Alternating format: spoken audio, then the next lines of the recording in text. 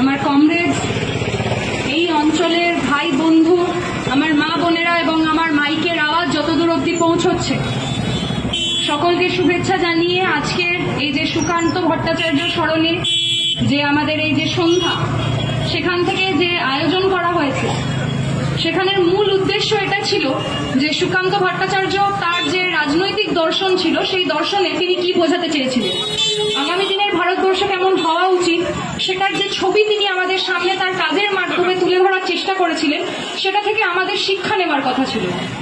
সেটা আমাদের কাছে একটা খুব গুরুত্বপূর্ণ পুঁথি হিসেবে আমরা বলতে পারি, আমাদের কাছে শিক্ষা হওয়ার কথা ছিল। কিন্তু বর্তমান দিনে দাঁড়িয়ে আমাদের পশ্চিমবঙ্গে আমরা দেখতে পাচ্ছি একদল এইরকম লোকজন রয়েছে যারা নিজেদেরকে ডানপন্থী বলে এবং কেন্দ্রের যে বিজেপি সরকার চলছে, তাদের পরবর্তী সময় যখন আমাদের এই 3 মাসে এই বিজেপি সরকার আমাদের পশ্চিমবঙ্গে এসেছে, তাদের কার্যকলাপ 100 বছর হয়েছে সুকান্ত ভট্টাচার্যের, এবং সেখান থেকেই আমরা দেখতে পাচ্ছি যে বামপন্থীদের আন্দোলনে তার যে ছবি বিভিন্ন কিছু ব্যবহার করা হয়, সেখানে আমরা দেখতে পেয়েছি যে জুতো ঝুলিয়ে দেওয়া হচ্ছে, আক্রমণ করা হচ্ছে, প্রতিনিয়ত আক্রমণ করা হয়, যারা প্রশ্ন করে, যারা যুক্তি দিয়ে কথা বলে, সেই সমস্ত কিছুকে আক্রমণ করা হয়।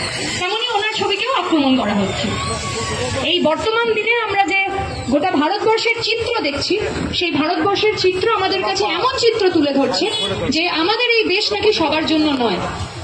আমাদের এই দেশকে দেখানো হচ্ছে কিছু, তারা বলার চেষ্টা করছে কিছু নির্দিষ্ট মানুষের জন্যই নাকি এই ভারতবর্ষ থাকবে, আর কারোর জন্য থাকবে না।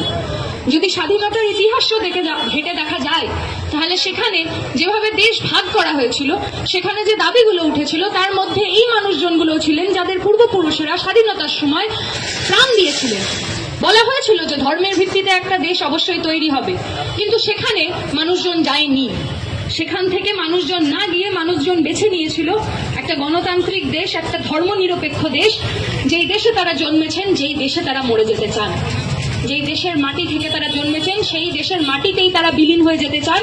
সেই দেশকে তারা বেছে নিয়েছিলেন। তাদের পূর্বপুরুষদের রক্তে স্বাধীনতার রক্ত, সেই রক্ত দিয়ে স্বাধীনতা এনেছিল আমাদের এই ভারতবর্ষে। আর আজ বিজেপি, যারা আরএসএস এর মতাদর্শ নিয়ে চলে, যে বিজেপি দলটাকে সম্পূর্ণভাবে আরএসএস নিয়ন্ত্রণ করে, সেই আরএসএস এর আপনারা খুঁজে খুঁজে একটাও স্বাধীনতা সংগ্রামীর নাম পাবেন না।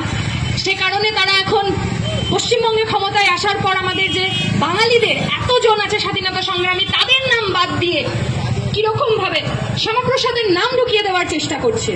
সাধারণভাবে মানুষ যখন মেনে নিচ্ছে না, তখন